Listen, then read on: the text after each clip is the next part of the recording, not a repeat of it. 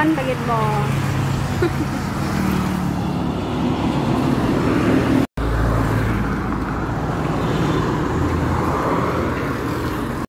Ito na po ang nabili naming baki. Palaka. Inanuhan lang po namin siya ng asin. Tapos, pagkatapos, hinugasan. Tapos, hugas ulit pagkatapos ng asin. Tsaka, hiwa-hiwain na. Depende lang po sa inyo kung anong cut ang gusto nyo. Pero, mas maigi din na yung hita lang at saka likod. Para hindi ganang maliit pag luto na. Yan lang, paghiwalayin lang yan.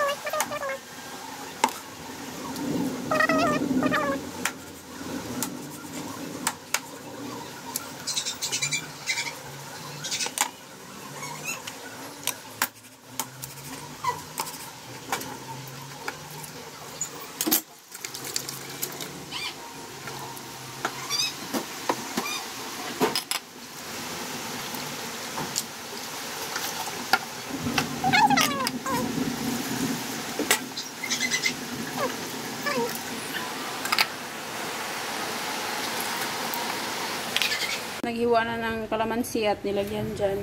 Hindi naman pagluluto ang inaano niyo, kundi about palaka lang naman eh.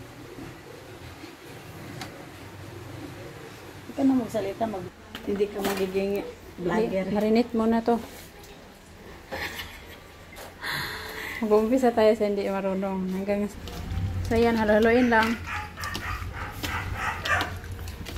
Tapos, May kukunin. Tukmol ka.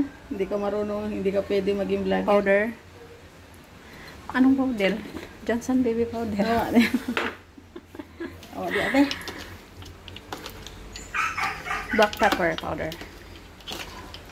Tapos garlic powder. Hindi na pala yan powder kasi parang ano na siya. Bumuhol-buhol na. So kayo na mag-adjust. Okay lang din na bawang lang. Hindi na powder, bawang lang diretso Tapos pigsain mo yung bawang. Pigsain mo. Tapos toyo. Nako, bahala na kayo magsabot sa aking mga salita dito.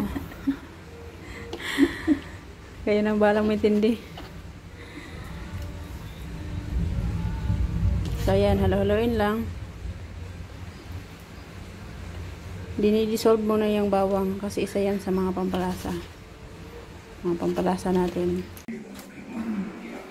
Ano tayo? Sibuyas, atsal, luya, bawang, at kulikot. Kulikot yan.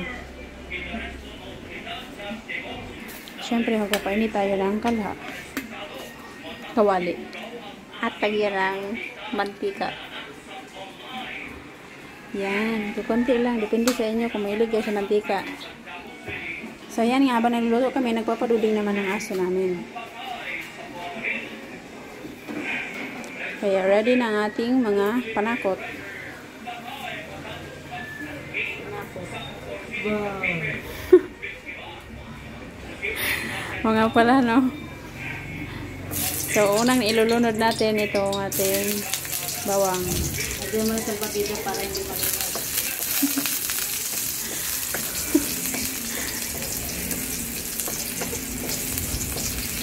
Ito naman mga lamok. Tumutok doon naman sa kamay ko. Nagbibideo ako dito. Mga walang niya kayo. So, ayan na nga. Naghahangad naman yung aso namin.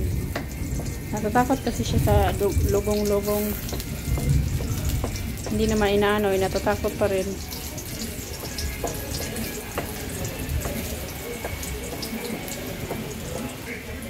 Wait until brownish. And then, ang isusunod natin ay luya. So, ayan. Halo-halo lang hanggang sa makuha natin ang tamang texture ng ating luya. So, ayan. A few moments later. Susunod natin ang ating bawang.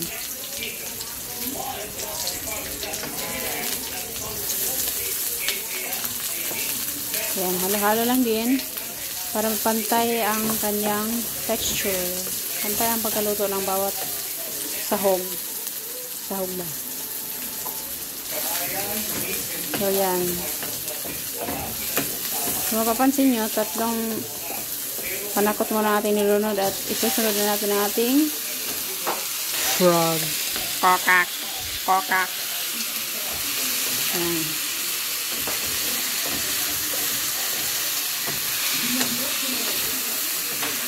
Ayan, halo-halo lang din. Halo-halo lang.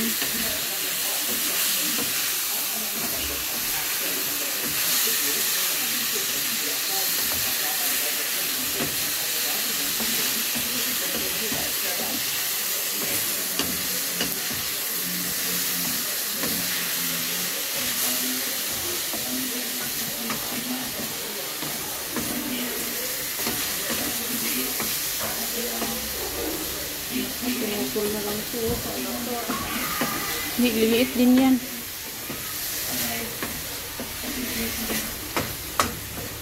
First time to So yan, pagtapos natin halo-halo, ating takpan ng ating kawali. Yan. So tanda lang natin, ilagay natin sa medium heat ang ating siga ng ating burner. Ayan, binuksan na natin at ating halo-halo.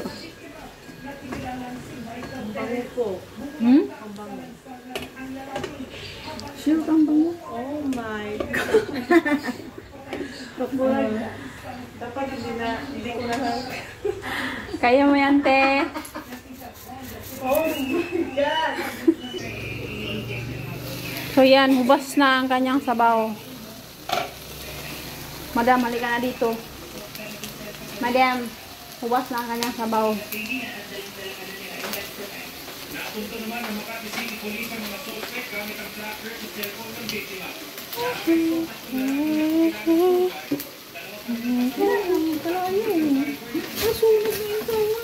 So yan na nga, nasunog na nga ating niluluto, kaya halo-haloin na natin.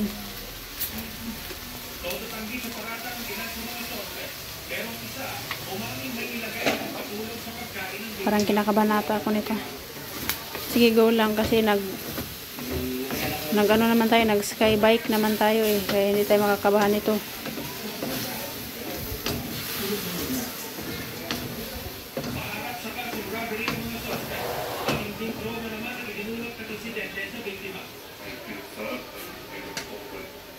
Nilagyan ng toyo. Tapos lalagyan naman ulit. Kunti lang, tama-tama. Nasa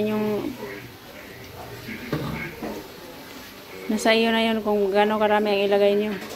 Nahihirapan ako dito eh. Tapos isunod na natin ating atsal. Tsaka yung ating kulikot.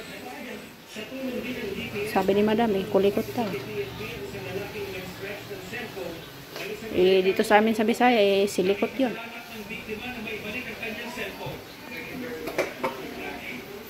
A few moments later. Lagyan na nga. Maanghang na yan kasi nilagyan na ng kulikot at in-slice mo pa. Kaya yun ang suka na hindi maanghang po.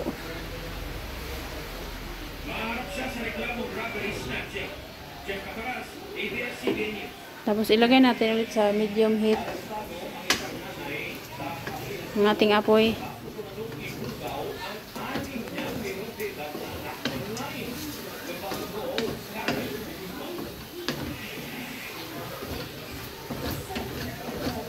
Wow. Parang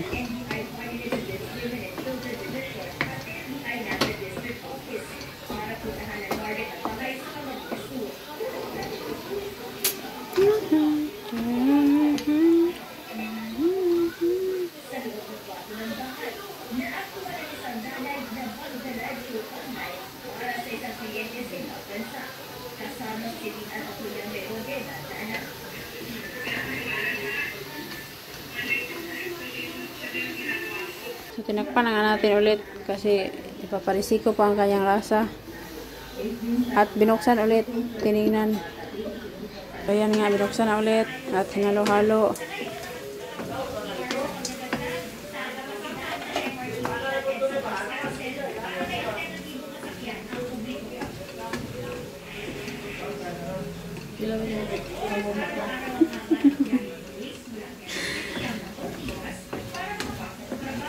Ganyan. Ano ka? So, ito na nga. Titikman natin. Naku, paano ba yan? Ano yun? So, yan na. Luto na ang ating kokak.